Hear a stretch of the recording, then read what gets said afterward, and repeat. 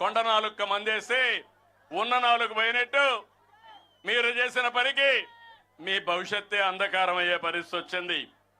అందుకే ఈరోజు 3 సిలిండర్లు 2700 కోట్లు ఖర్చు మా ఆడబిడ్డ వంట సుజావుగా చేయాలని ఈరోజు వంట గ్యాస్ ఉచితంగా ఇచ్చానంటే అది మా పట్టుదల, మీ మీద ఉండే ప్రేమ. ఇంకో పక్క ఈరోజే ఇంకొక పెద్ద కార్యక్రమం, ఎవరైతే అన్నదాత సుఖీ భవ, దీంతో ఆగదు.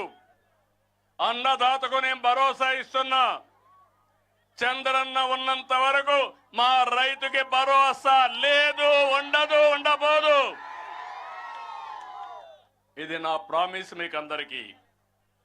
అదే సమయంలో రేపు 15 హుషారుగా ఉండండి అందరూ ఆడబిడ్డలు. స్త్రీ శక్తి డాక్రా సంఘాలు పెట్టింది నేనే, అవునా కాదా? అయితే ఆ రోజు మిమ్మల్ని డాక్రా సంఘాలు పెట్టి ఈరోజు ప్రధానమంత్రి గారు మాట్లాడినట్టు లక్షాధికారులు చేసే కార్యక్రమం, డ్రోన్స్ కూడా మీకు ఇచ్చే కార్యక్రమానికి గవర్నమెంట్ ఆఫ్ ఇండియా కూడా శ్రీకారం చుట్టారు.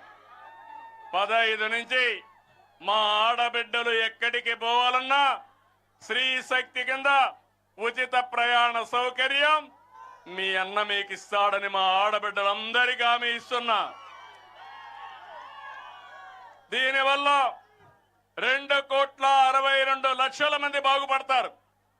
కనీసం రోజుకొక్కసారి నన్ను గుర్తుపెట్టుకుంటారని అడుగుతున్నా మిమ్మల్ని.